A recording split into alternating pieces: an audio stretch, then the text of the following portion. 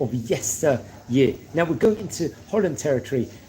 Great rabbi who happened to be, especially during the 1600s, his name was Rabbi Isaac Aboab דה-פונסקה. Zeche Tzadik Livracha, one of the great rabbis of his time. He was born actually in the year 1605, to be precise, on February the 1st, on that date, and he passed away on April the 4th in the year 1963. Now, he was he'd gone to become a great rabbi. He'd be a scholar, a Kabbalist, and a religious writer. He's a rabbi we've spoken about on various occasions before. Now, most notably, I believe, come on, 1656, that's what we see here. He was one of the elders, let's just say, within regards to the Portuguese Jewish community in Amsterdam, in the Netherlands, and for a time in Dutch Brazil before Portuguese reconquest over there. He was actually most famously one of the religious leaders that excommunicated the philosopher at the time, Baruch Spinoza, back in the year, also in 656, which we've spoken about on various occasions before. Let's explore a few of the highlights of the famous rabbi's life. Now, it's actually interesting. As I said before, he was born in the area of Castro Daire in Portugal. I think this was in the year 1605, as I mentioned before. He would actually go on to be buried in the Netherlands, in Amsterdam. He passed away in the Netherlands, Amsterdam. I'm not sure where exactly he was buried. Okay, so he was born to the Aboab family in the Portuguese town of Castro Daire, also known as Simeão da Fonseca. Now, I believe his parents and his family were conversos. They were Jews who had been forcibly converted to Christianity. This is what we've spoken about on various occasions before. Although, let's say, the family had ostensibly converted to Christianity, this did not put an end, let's say, at the time, to local anti-Semitic suspicions. I think come the year 1581 it was, the Dutch Republic seceded from the Spanish Empire at that point in time, and this would cause significant immigration of Sephardic Jews to the Netherlands, to Holland.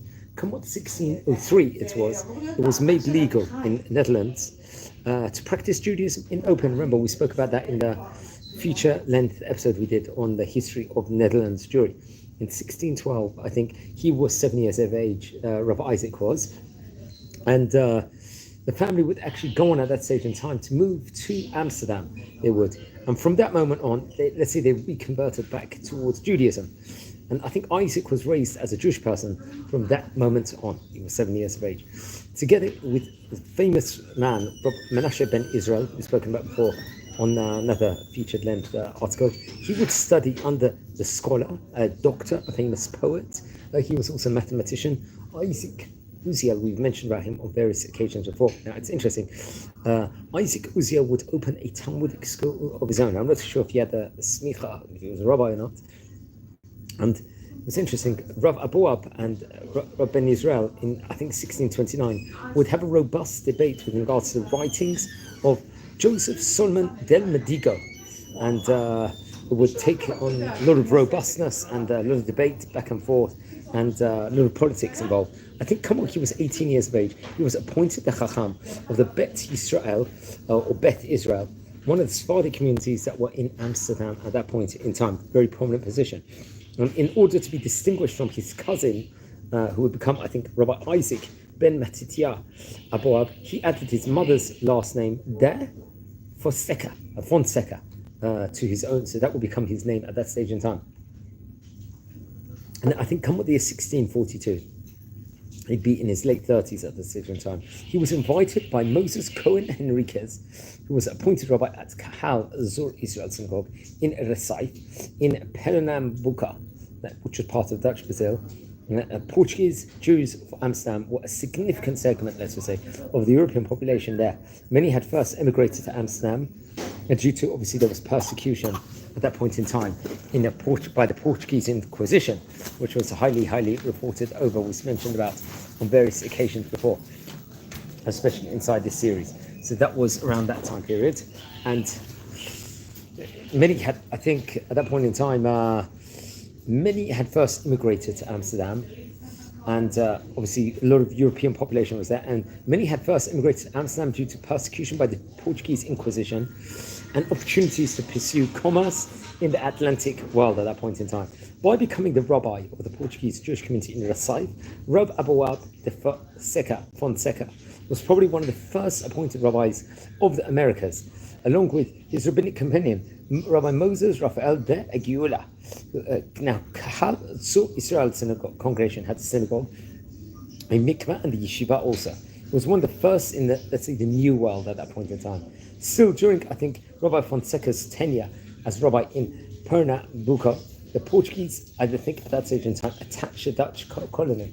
Now the Portuguese, who were, let's say, animated in part by the Jesuit priests who said, have their open synagogues there. It's a scandal of Christianity, calling for the reconquest of colony and destruction of Jews at the point in time. You see the anti-Semitism, unfortunately, was all throughout Jewish history. Now the Portuguese were going to reoccupy the capital of Versailles in 1654. And I think there would be a struggle for 9 years. And Aboab then returned to Amsterdam. Some of the members, let's just say, and were among the founders of the new Amsterdam. Now I think come up back in Amsterdam, in the Netherlands, Rabbi Aboab דה-פונסיקה was appointed to become the chief rabbi for the Sephardic community. Now 1656 was a key time period. He was one of several scholars who excommunicated the philosopher Baruch Spinoza in that time period. And when I think his name Rabbi Aboab knew first as a student in the yeshiva, and then in the evening he had discussions with another rabbi, Rabbi Shaul Levi Mortera, and Rabbi Menashe and Aboab oversaw this. Now Rabbi Aboab was a Kabbalist, I think also. He published texts on it. He was one of many fervent, let's just say, I think at that point in time, within regards to Shabtai Tzvi, he was initially someone that would have sided, let's just say, with regards to him. Obviously, until then there was apostasy in September 1656, and then unequivocally he demolished him in all aspects at that point in time. Now, it's actually interesting. During the tenure of Rabbi Aboab דה-פונסיקה, the Sephardi community would go on to flourish greatly. The construction of the new Portuguese synagogue, I think in Esnoga, was prompted by a sermon delivered by him in 1671. It was inaugurated less than 4 years later, I think come August the 2nd, in the year 1675. That was naturally been the 10th of that year. And I think he passed away in Amsterdam. He was 88 years of age when he passed away on April the 4th in the year 1693. Now he left great works also, great Torah works. Among the Torah works he left was a translation from Spanish into Hebrew, the works of the Kabbalists out of Rabbi Abraham Cohen de Herrera, the Shar HaShamayim, and the Bet Elohim. This was printed, I believe, in Amsterdam in the year 1655. This is what we've spoken about on various occasions before. Now, there's a legacy with regards to him. I think come 2007 it was. The Jerusalem Institute, Machon Yerushalayim, in Israel, published a book about Rabbi Fonseca's works, including the author's expositions about the community of Versailles at that time. The book is called the Chachmei Versailles Amsterdam, or the Sages of Versailles of Amsterdam. And it's interesting, there's a historian in Holland. His name was Frans Leonard Schalwijik. He researched the history of the Jews of the Dutch colony also, and wrote extensively, I think, on him. Very interesting enough. I recommend everyone to learn more about him. There's a lot, actually. There's various different resources with regards to him. I think he's quoted very much in the Jewish Encyclopedia, also inside and the Encyclopedia Judaica with regards to him. There is more information. I think maybe it was actually printed in the year 1906, or so on and so forth. So very, very famous rabbi at that point in time. I think he was, many years, he was the spiritual leader, let's just say, of the community at that point in time. And he was much well known also for his great sermons he gave, the eulogies he had published at various different points in time, and a close relationship, or a robust relationship, let's just say, with Manasseh ben Israel, which would really come in time. I think he would give a tractate, also a writing on the tractate of Masechet Kedushin, and it was entitled Nishmat Hayim. I don't know if that was published or not in of itself. Let's say his most ambitious production was a rendering of the Pentateuch in Spanish commentary, I think. This was printed in 1688. So he was 88 years of age at the time passed away.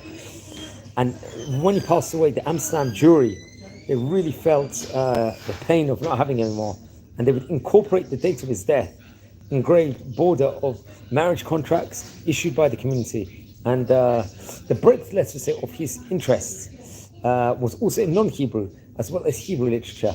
And he had there's a scale catalogue library of his that was appeared shortly after he passed away, and it's known as one of the earliest known in Hebrew bibliography, respectively. So he was a famous rabbi of his time, and learn more about him. Our friends were a community here. We're learning about the great rabbis of yesterday. If you descend from any of the great chachamim we are speaking about, please send me an email. I would love to hear more information. If you haven't subscribed yet to the channel, please subscribe. We're nearing a staggering 7,000 members on the channel, which is a phenomenal achievement. If you feel anyone's interested in watching these videos, share these videos also to other people. So wishing you all a fantastic day here from the city of Jerusalem. Take care and be well. Thank you for watching, everyone, and blessings. Thanks.